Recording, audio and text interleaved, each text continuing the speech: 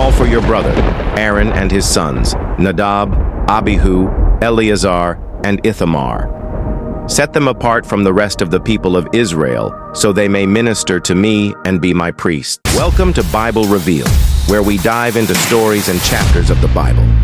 In Exodus 27, God gives detailed instructions for the bronze altar, where sacrifices will be made.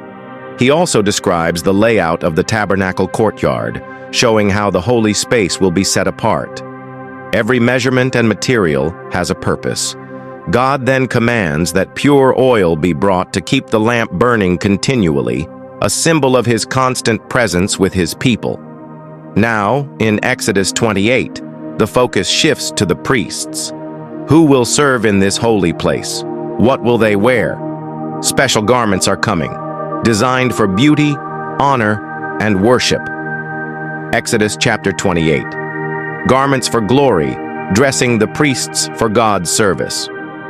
Call for your brother Aaron and his sons, Nadab, Abihu, Eleazar, and Ithamar. Set them apart from the rest of the people of Israel so they may minister to me and be my priests. Make sacred garments for Aaron that are glorious and beautiful. Instruct all the skilled craftsmen whom I have filled with the spirit of wisdom. Have them make garments for Aaron that will distinguish him as a priest set apart for my service. These are the garments they are to make: a chest piece, an ephod, a robe, a patterned tunic, a turban, and a sash. They are to make these sacred garments for your brother, Aaron, and his sons to wear when they serve me as priests. So give them fine linen cloth, gold thread, and blue, purple, and scarlet thread.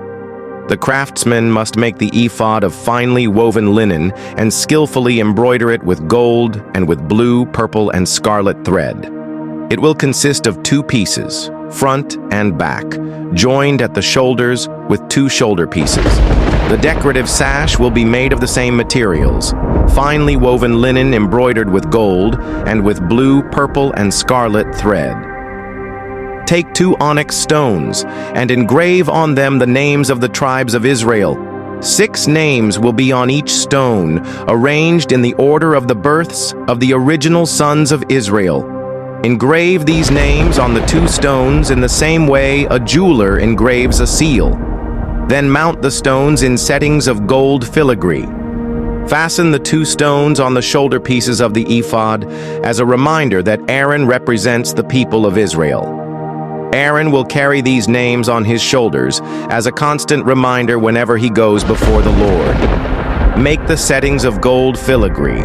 Then braid 2 cords of pure gold and attach them to the filigree settings on the shoulders of the ephod. Then, with great skill and care, make a chest piece to be worn for seeking a decision from God.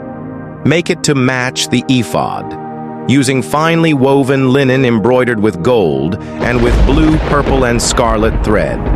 Make the chest piece of a single piece of cloth folded to form a pouch 9 inches square. Mount 4 rows of gemstones on it. The first row will contain a red carnelian, a pale green peridot, and an emerald. The second row will contain a turquoise, a blue lapis lazuli, and a white moonstone. The third row will contain an orange jacinth, an agate, and a purple amethyst. The fourth row will contain a blue-green beryl, an onyx, and a green jasper. All these stones will be set in gold filigree. Each stone will represent one of the 12 sons of Israel, and the name of that tribe will be engraved on it like a seal. To attach the chest piece to the ephod, make braided cords of pure gold thread. Then make 2 gold rings and attach them to the top corners of the chest piece. Tie the 2 gold cords to the 2 rings on the chest piece. Tie the other ends of the cords to the gold settings on the shoulder pieces of the ephod. Then make 2 more gold rings and attach them to the inside edges of the chest piece next to the ephod. And make 2 more gold rings and attach them to the front of the ephod, below the shoulder pieces, just above the knot where the decorative sash is fastened to the ephod. Then attach the bottom rings of the chest piece to the rings on the ephod with blue cords. This will hold the chest piece securely to the ephod above the decorative sash.